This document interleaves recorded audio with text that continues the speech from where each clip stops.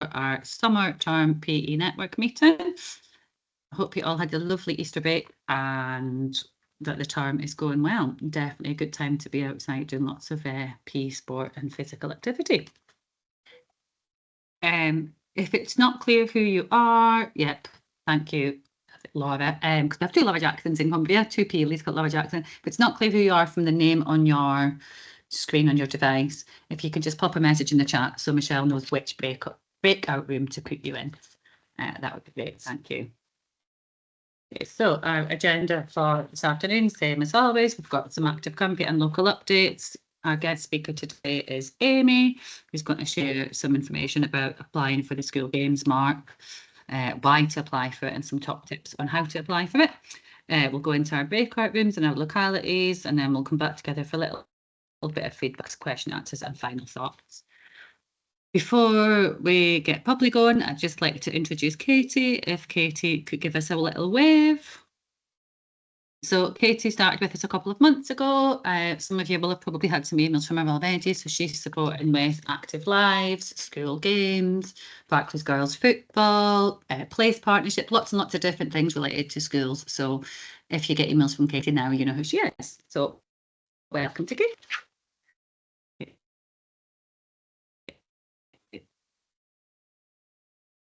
Trying to move it. Okay, so quick reminder of our current offer for CPD. So this is what we have available.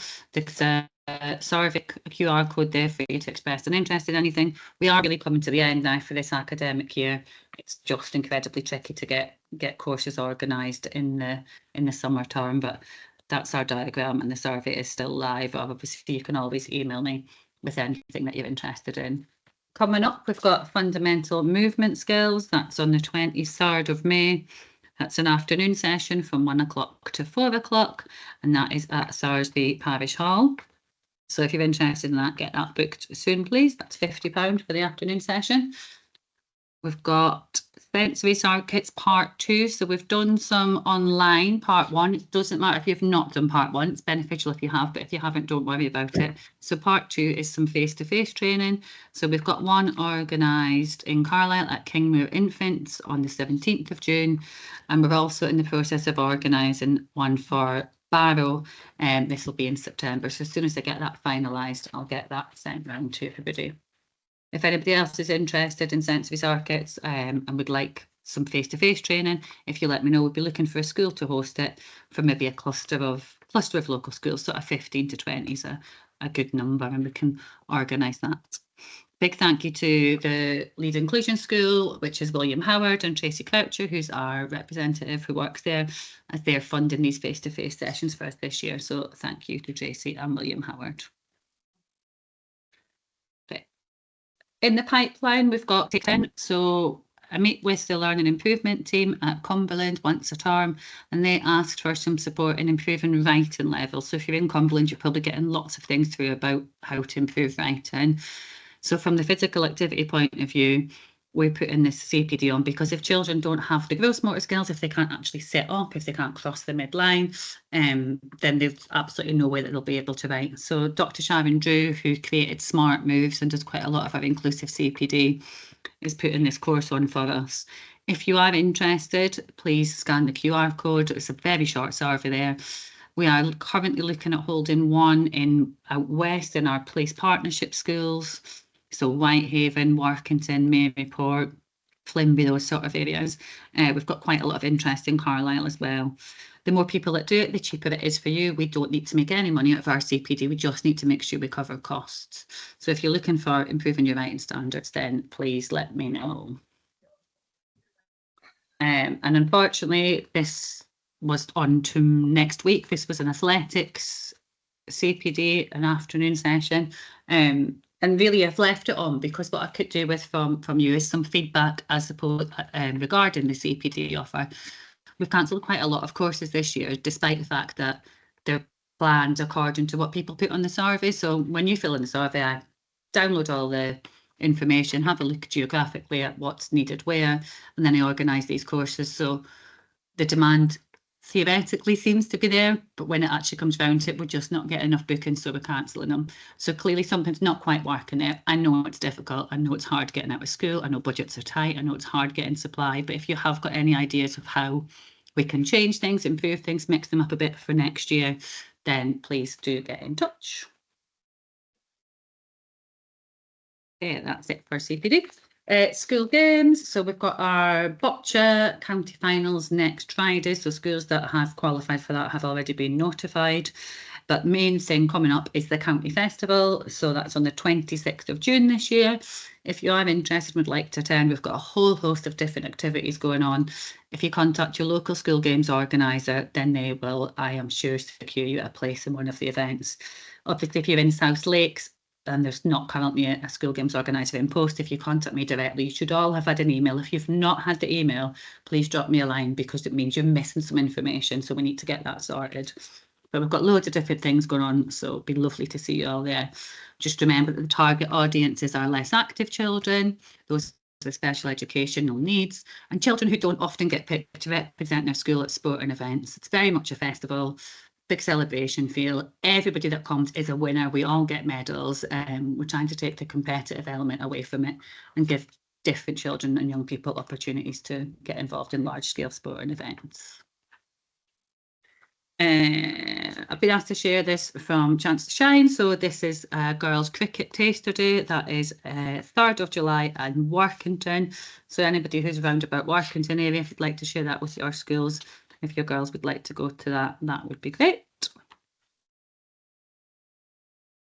Barclays Girls Football School Partnership. So the slides were done a little bit prematurely, so the survey isn't coming this soon. The survey has come. Katie's sent that out today to schools in Cumberland. Schools in WAF, you'll get it directly from Hannah or from Ollie Luke if you're in Eden. So please do fill in the survey. I think you get a trophy. You definitely got a trophy last year if you completed the survey. So if you can fill it in, it helps support with the funding for keeping the scheme going for further and getting more girls playing football. If you haven't signed up for the initiative, then you can. The instructions are on the slide. But yeah, if you'll keep an eye out for the survey, if you get that done, that would be great.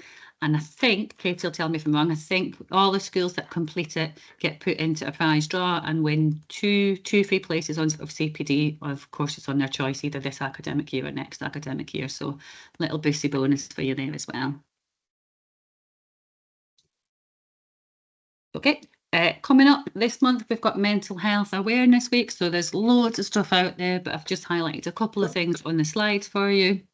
So BBC Bite Size, I've got some online resources, including Mood Busters. Active Cumbria is supporting the Mental Health Awareness Week. As we all know how important it is and how positive it is being physically active, what a good impact it has on your mental health, on your children's mental health. So it'd be great to get your schools involved in that. And then the other one that I've highlighted is the Outdoor Classroom, which is like an orienteering sort of company. They've got some free resources supporting this campaign, and free resources for anything actually. So if you've not come across the Outdoor Classroom, maybe have a little look and sign up. Okay, that is it from me. Hopefully I didn't speak too quickly. You've still got time, Shell, while Amy does her bit. So Amy Lund is the Sport Trust Development Manager for North of England and some of the Midlands of England as well, but she's our school games development, Youth Sport Trust Development Manager, so supports with school games, looks after our SGOs, and basically keeps us right. So thank you for joining us today, Amy, and yeah, look forward to hearing all about the school games now. Brilliant. Thank you, Kirsty. Hello, everyone. I got to applaud your commitment jumping on a virtual call when this weather is so glorious. So well done, and hopefully we won't take too much of your time before we run into these breakout rooms. So like Kirsty said, I'm a regional development manager at the Youth Sport Trust. As part of my role, I have strategic strategic oversight of the national programme school games across Cumbria and other counties in the northwest. And what I wanted to do is really give you some information about the fantastic tool of the School Games Mark, because we really want to try and drive engagement across Cumbria in schools accessing the School Games Mark and fundamentally celebrating the great work that you are doing along with your school games organisers in and around the county. So if you don't mind, next slide, please, Kirsty. I'm going to be really annoying and be that person that says next slide, please. I'll try and make it as creative as possible as I go along. So for those who are unaware, I'm conscious that there has been nationally an increase of new PE subject leads in the network. So you may be aware of some of this information. So I'm going to try and be as simple as possible. So the School Games Mark opens up every academic year in the summer term. And fundamentally, it is to reward and recognise schools' engagement in the national programme. And it's against national benchmarking, but ultimately celebrating you as a school and how you are keeping your young people active. Now, the IT gremlins have really been hot on it this week. My Teams has been awful, and it's also affected our School Games Mark systems. So the window officially opened yesterday. And it opens up to the 30th of July. However, our web developers and agents, our web agency, have come across a couple of issues that they're trying to straighten out. So I'm telling schools that you will be available to submit your application hopefully from the Tuesday the 6th of May. But the information that I'm going to give now hopefully will prompt some thinking ahead for you accessing that School Games Mark and what you want to try and consider when completing the School Games Mark. So that is the application window. You've got to the rest of the summer term to access it and submit your application. Can we move along, Kirsty? That's okay. So, like I mentioned, School Games Mark is a tool to help schools effectively reflect on their engagement in the school games, not just locally, but at a county level as well. And it is very much centred around the school games outcomes. Now, your school games organiser works towards these 5 outcomes. So their local offer has probably evolved over the number of years, and they're very much considering how their work is impacting on these 5 outcomes. So when we're doing the School Games Mark, we're asking schools to consider and demonstrate how they're working towards these. So how you as a school are maintaining and growing your school's engagement and considering the delivery of the Chief Medical Officer's 60 active minutes, 20 minutes for those SEND young people. How you as a school are delivering and engaging in events, competitions, festivals that have a real clear intent and creates positive experiences based on the motivation, confidence and competence of our young people, and ultimately those young people that need it most. We're asking our schools to consider how they are focusing on those transition points, how they are working with their year 3s and their year 6s. And we're trying to work with our secondary schools as well to increase that engagement in the programme. We're asking schools to also consider how they are supporting the personal development of targeted young people through youth engagement and leadership. And lastly, how schools are advocating and engaging key stakeholders to real value the impacts of the school games in the local provision and ultimately improve the experiences of our young people and family. So I just wanted to kind of highlight, this is the work of the school games. You probably think, yeah, I'm aware of that. I know that's such an event that is happening, like Kirsty mentioned, that county festival, that sounds really, really exciting, is ensuring that we're creating positive experiences for our young people, and it's based on the motivation, confidence for those who should be attending. If we can shimmy along, Kirsty, if that's all right.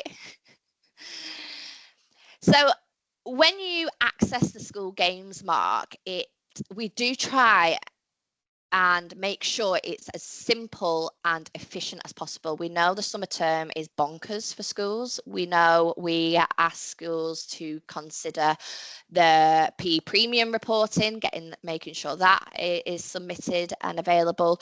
We also ask, obviously, the Barclays Girls football programme and completing that survey. This, along with active lives, we know that there is an ask on schools and there are pinch points. We do try and make it as efficient as possible. So it is split into 7 core areas, chapters I think they're called. So I'll just very briefly give some indication as to what we want schools to consider when completing this school games mark. So 60 active minutes. We're wanting to understand and schools to consider what they're doing outside the PE curriculum. We want to make sure that they're actually thinking, are we maximising our lunch times, break times, before and after school opportunities for our children to be as active as possible if they're trying to achieve that 60 active minutes of moderate to vigorous physical activity. So there are a couple of questions in that chapter, just understanding what is your offer like? How does your school games organiser work with you in trying to develop some things in your own setting in trying to achieve those 60 active minutes? So that is chapter 1. Chapter 2, all about inclusion and the offer for all in that provision in school and within the school games provision locally and county level. So are we ensuring that the school games is safe, inclusive and accessible for all? We need to obviously tackle the inequalities. This is a piece of work we're working really closely with the school games network in ensuring that those opportunities, not just gender specific, we're talking about all hosts of layering factors in terms of ensuring we are targeting the right young people.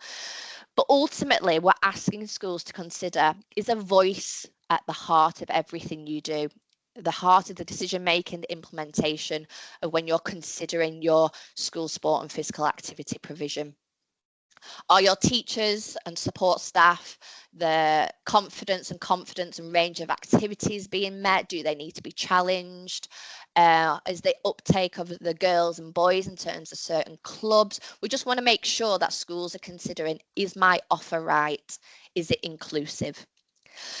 The third chapter, all around physical activity and positive experiences. This is language that is really becoming more apparent and popular within the sector. So those who probably misconception around physical literacy, but physical literacy is our relationship with movement and physical activity throughout life, not just those young people in schools, but how they're developing that relationship, that positive relationship in order for them to be physically active in and outside of school. So we're wanting schools to consider how they are reflecting on how they're moving, connecting, thinking and feeling during physical activity. Because ultimately we want to make sure we are providing positive participation experiences that of course influences our young people's positive relationship with movement. This physical literacy piece of work, along with that tackling inequalities, is something that we are really supporting our school games organiser network with. So you'll probably be aware they are using that language more and more. If they're sending out events, thinking about the intent and they're using that language. If you're unaware of what that means, ask them, challenge them. What does it mean for my school and my young people? Am I bringing the right people? Next one, please, Kirsty. The next chapter considers schools to think about their culture. How are they creating a positive culture around physical activity and school sport in their setting, which obviously stems from our senior leaders in schools and is embraced by all staff. So schools are questioned how they are communicating to parents and carers and the families within their community and other stakeholders, such as governors and local clubs. I just want to quote this because I often say this quite a lot. The school games is much more than competitive opportunities for the fastest, strongest and tallest. It's all about that inclusive provision. And we want more young people to be given that opportunity to achieve their personal best. So a couple of questions around the culture within your setting and how it relates to the school games offer locally. Youth engagement, this is a third pillar that the School Games Network are really trying to work much closely and support schools on. But in the School Games Mark, we are asking schools how they put young people at the heart of what they do. It's not only about developing your provision, but it's also getting their involvement in the co-creation and the delivery of what you want to do in your school. I know a lot of school games organisers across the Northwest are wanting to get to young people and ask them about their experiences, what they want to do. So we're seeing that increase of youth engagement up and down the country. Our sixth chapter around the School Games Mark is all about scale and reach. Whilst the SGO all have a universal role around that, advocating for the 60 active minutes, given the nature of some of the SGO's competition and events provision, we want to make schools aware things are evolving year after year and the asks of the School Games Network. So you may have noticed that there may be events that your school might not have specifically been targeted or invited to. And hopefully your School Games organiser locally is being transparent about their ambitions and aims for that academic year. But we ultimately want to try and capture how you are engaging with your local offer, if it is available to you, and how that offer is being developed within your school setting. So, for example, there might be something, I'm just thinking as a Lakes SGO area, because I'm conscious we'll talk about it later in our breakout room. There's no School Games organiser in post at the moment. But prior to that, what was the engagement last summer term and then in the autumn term that actually you've taken on and delivered internally in your setting as an intra-school format?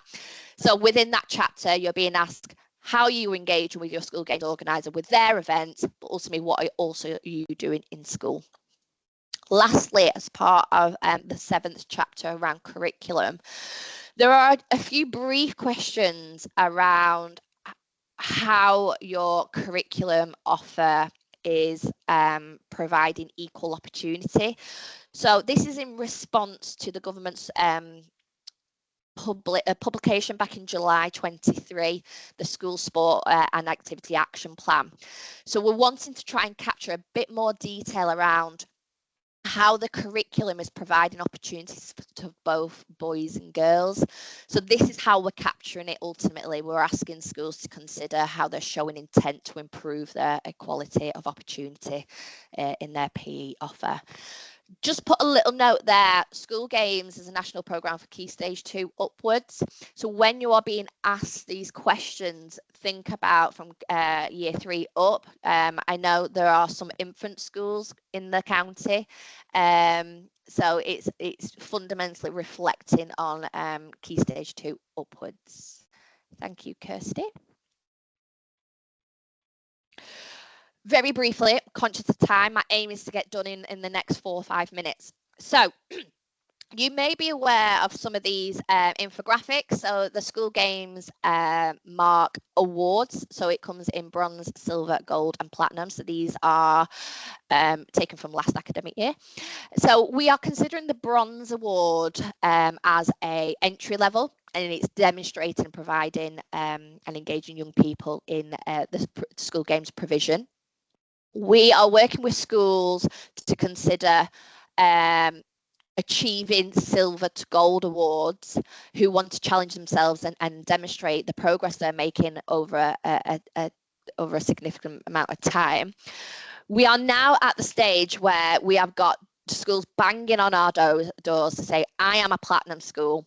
So they have achieved the gold award over the past 4 to 5 years. So we have got a great number of schools who are doing some fantastic work, and we want to ensure that they are being recognised and celebrated. So the Platinum Award is also available, but there is a little bit more of an ask for those schools going for Platinum. So we asked them to do a case study to demonstrate in more detail the impact and difference that school is making. So if you have received Gold Award for the last 4, this is a word I can never say, but it's on the screen.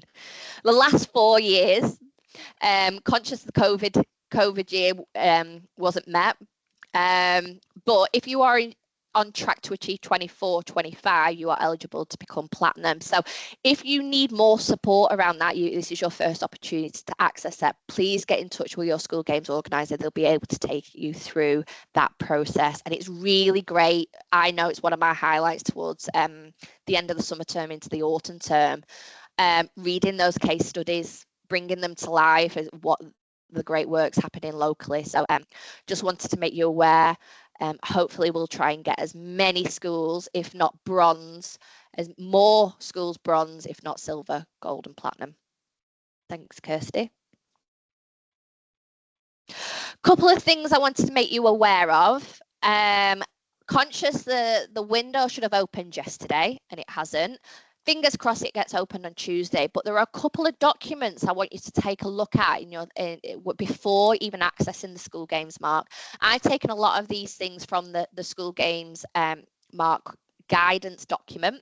So I'll make sure all these documents are sent to Kirsty to then share along with the rest of the slides and the recording. But ultimately, these are on your school games dashboard. If you can't find them, give your school games organizer a quick message and we'll be able to make sure you access them. Really great tool, that bronze criteria. If you achieve bronze this year and you know you want to achieve silver next year, that criteria gives you an indication of what you need going forward in the next 12 months. To the right there, that Excel spreadsheet is a development tool which we encourage schools to take a look at the start of the academic year. Thank you, Kirsty. To take a look at the start of the year, go, right, my ambition is to achieve gold at the end of the academic year. What do I need to put in place now to ensure that we're meeting that criteria by the end of the academic year? Sit down with your school games organizer, go, I need help and support with that 60 active minutes agenda. What can I do? It might be an opportunity with your school games organizer to share best practice, what other schools are doing in the area. So I just wanted to highlight those documents that are available to you. The school games mark guidance gets released at the start of the academic year. So I'm conscious this is being shared with you now when the window's opening, but hopefully your school games organizer will make you aware at the start of next academic year ahead of next summer term. Thanks, Kirsty. So next steps. Conscious there are a few new people in the network and might not have been able to get access to the school games dashboard, but ultimately try and get yourselves logged on. If you are having difficulties, please contact info@yourschoolgames.com. Once you have got your dashboard, hopefully by the time you log on, there'll be a nice button that says complete school games mark, and it'll take you through the process. Like I said, we try and make sure it's as efficient and simple as possible. There is an ask to quickly complete the inclusive health check. So like Kirsty mentioned before, Tracy at the Lead Inclusion School, she gets all this data. She's able to access what schools need and support in terms of inclusive provision. So that sensory circuits is something to come out of that. So if you're able to complete that, we're able to give you then resources. There's a great action plan that gets filtered from that, but there is an ask to complete it alongside your school games mark. Questions. Your school games organizer is there to answer the most stupid questions. There is never a stupid question, to be honest. I am aware there's no Lakes SGO. So same again, I've got the central team on board to ensure that you are also supported in this period. So info@yourschoolgames.com. We're also going to draft in one of our development coaches to support those schools in that locality. If you're completely new to this, and you need a little bit further support, we are here to support you through that. I just wanted to make you very quickly aware there is a verification process. We want to make sure we are consistent and robust in this award. So there are a random selection of schools nationally that get picked just to have a quick conversation with our third party provider in terms of verification. We get the school games organizer involved in that conversation as well, just to not to challenge you. There's no challenging, just a couple of questions to unpick what it is in your area and if you're actually meeting that criteria. Your school games organizer signs off your school games mark, they've got to the very beginning of the autumn term to do so. We do ask the school games organisers to do it within a 2 to 3 week turnaround upon completion of the school games mark. So there is a window for school games organisers to reach out, maybe question a couple of things, maybe want to understand, actually, I didn't realise you do such a thing in school. What is this? How can we challenge it? How can we share this opportunity with other schools? So a couple of next steps. Hopefully, if there is any other update in terms of the system not being right for next week, I will ensure the school games organisers are aware to share that with yourselves. I am jumping on the Lakes breakout room, so of course I'll answer any other questions. Your SGO is there for you, and the info@yourschoolgames.com. I'm 3 minutes over. My apologies. I waffle sometimes. No, well done, Amy. Lots of information there. So yeah, like Amy says, SGOs are there to help you. So it'd be really good to get a bumper haul of school games marks awards this year. That would be good. Yeah. Right. We will go into breakout rooms. So I think if we do, what time is it now? 12 minutes. We do 12 minutes or so, yeah, that'll bring us back at 1:45. I've got a couple of questions I want to ask you quickly at the end, and then obviously any questions that, or comments that arise from the breakout rooms should get us finished well before 5 o'clock. So Shell is going to press the button and send you. Good luck. She's opening them up now. If you're in the wrong room, we apologise, come back out and we'll redirect you. We'll see you all at 1:45.